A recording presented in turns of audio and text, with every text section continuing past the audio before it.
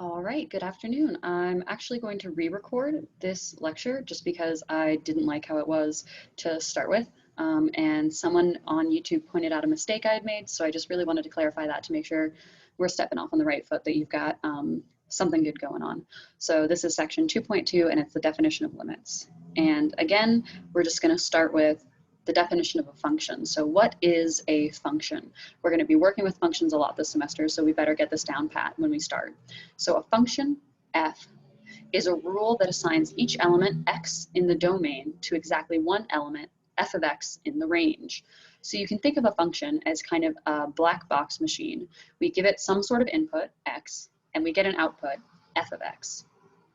So in this definition, I use the words domain and range. So let's go ahead and define those. So the domain is the collection of all of the values that we can put into our function. And this represents the independent variable. So if you think of a function like y equals mx plus b, this is going to be your x. What x values can you enter into the function y equals mx plus b and get a valid output? And the answer is nearly all of them. There's nothing you can put into y equals mx plus b where you're not going to get some value for y.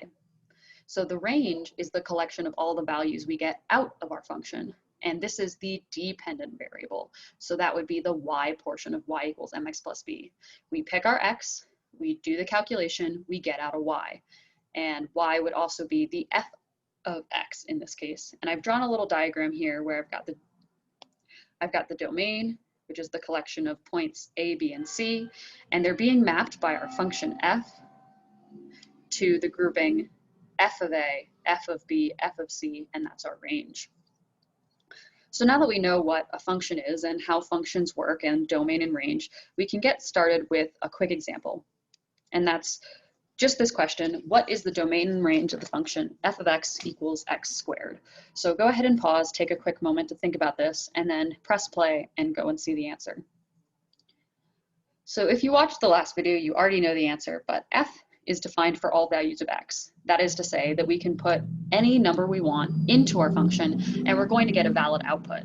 So if we can put any number we can think of across the entire real number line, then our domain is the set of all real numbers, which we write as negative infinity, comma, positive infinity with open brackets, with parentheses.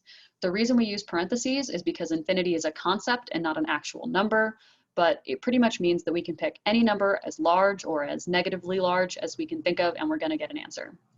Now onto the range, and this one's a little bit tricky, but because x squared will always be greater than or equal to 0, no matter what x we put in, the range of our function is inclusive 0 to positive infinity.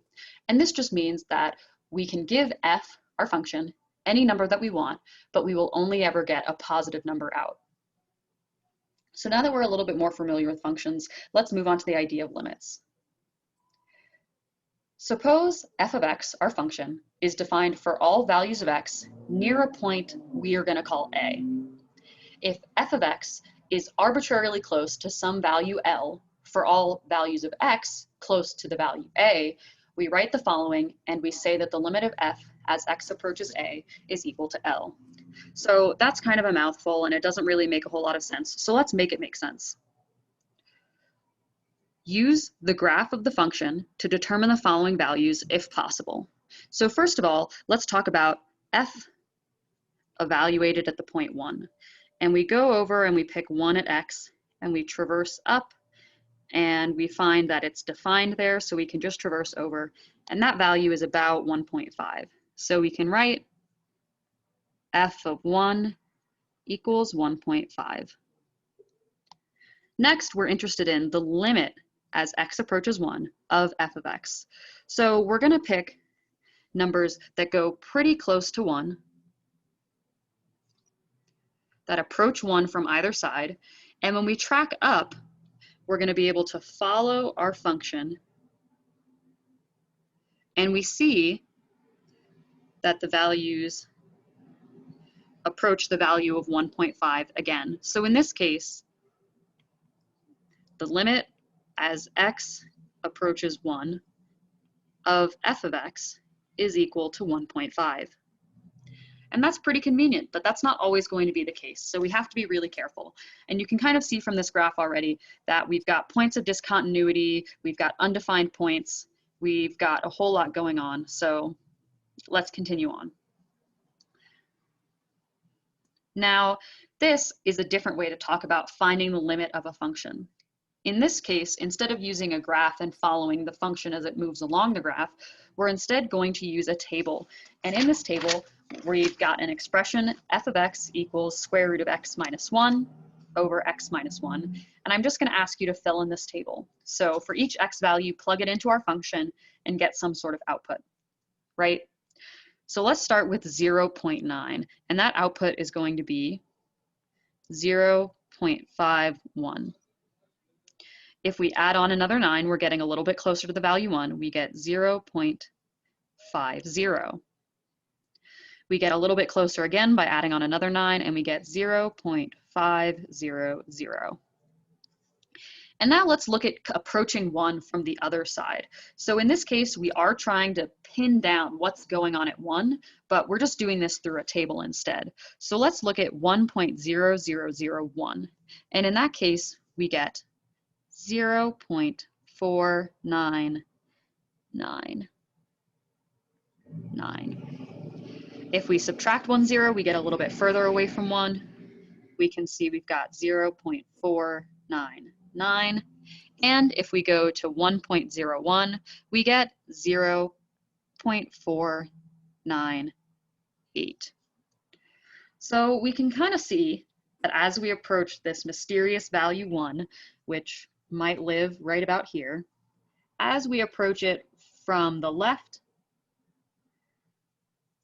our values are getting nearer and nearer to 0.5, period.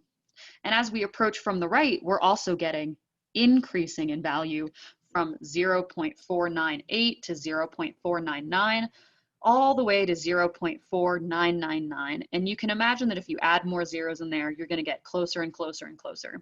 So then the final question is, well, what is a reasonable value for the limit as x approaches 1 of f of x, given the table that we just filled in? And my answer is 0.5. Now you'll probably ask about significant figures, and just like we did in our last video, I'm going to say that significant figures don't really matter in mathematics. Just as long as it kind of matches the input with one significant figure, the output should have one significant figure. If the input has 3, then the output should have 3. And outside of that rule, you don't really need to worry about it. But I did bring up this notion of approaching from the left and approaching from the right, and that's a good way to segue into one-sided limits. So right now we're going to talk about right-hand limits, and that is approaching from the right-hand side. So the right-hand limit, we're going to suppose that our function f is defined for all values of x near a with x values greater than a. If f of x is arbitrarily close to some value L for all x sufficiently close to a with x greater than a, then we write the following and we say that the limit of f of x as x approaches a from the right equals L. So what does this look like graphically? Because a graph is probably going to be the easiest way to see this. So this is where I made a mistake in our last video where I wrote down the wrong numbers because I got a little confused, but we're going to correct it in this video. So in this example, we're using the graph of f to determine the following values if possible. So in this case, we're going to determine f evaluated at 2. So again, what's going on at 2? Trace up. We've got a discontinuity right there, but don't worry, we're filled in there. And that value is 5. So we're pretty confident in saying that f evaluated at 2 equals 5. But let's talk about the right-hand limit. So in this case, we're going to pick values greater than 2, and we're going to approach 2 from the right. So we're going to follow our curve from the right towards 2, and this we see decreases towards 3. So the limit of f of x as x approaches 2 from the right equals 3.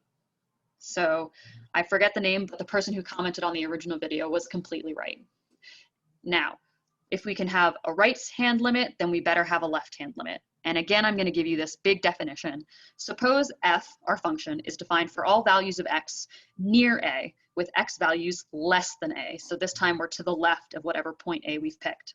If f of x is arbitrarily close to L for all x sufficiently close to a with x less than a, then we write the following and we say that the limit of f of x as x approaches a from the left equals L. And again, let's look at this graphically. So use the graph of f to determine the following values if possible. F evaluated at 3. So again, we look at 3, we jog our way up, and instead of anything, we see that we've got just a hole in our graph, it's undefined. So we say f of 3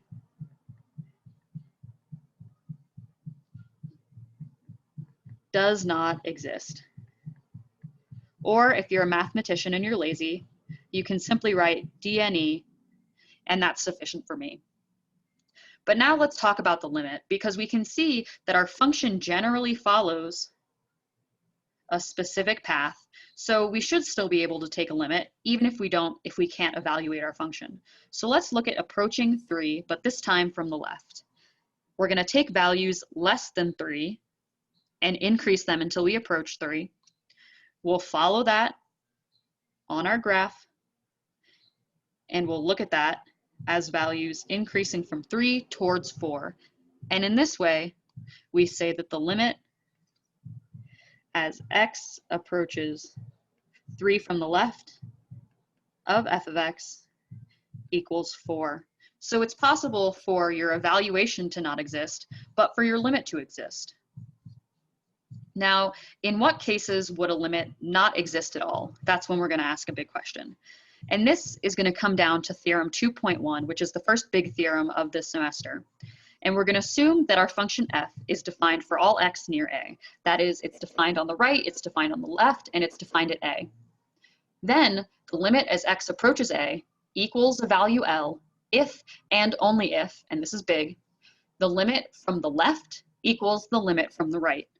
And what does this look like? And instead of just showing you something where they're equal, I'm going to show you an example where they're not equal so that you guys can really understand where our limits work. So in this one, we want to use the graph of f to determine the following values if possible. So we're first going to start with the right-hand limit, and we're going to go as x approaches positive 1 from the right.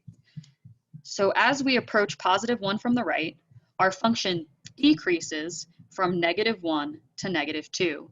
And in this way, we say that our limit equals -2. Now, when we approach from the left, our function, which is mapped in blue, decreases from 3 to +2. So in this way, we say that the limit from the left of f of x equals 2. Well, we just saw in the theorem 2.1 that the limit from the left and the limit from the right must equal each other. Otherwise, our limit doesn't mean anything. So that's why I say the limit as x approaches 1 of f of x does not exist. And this is because the limit from the left is not equal to the limit from the right. All right, so that's redone, revamped Electric Boogaloo 2 version of lecture 2.2. I hope this makes a little bit more sense and clears up any questions we've got, but that's it for me. I look forward to seeing you when we talk about section 2.3 in about a day or so.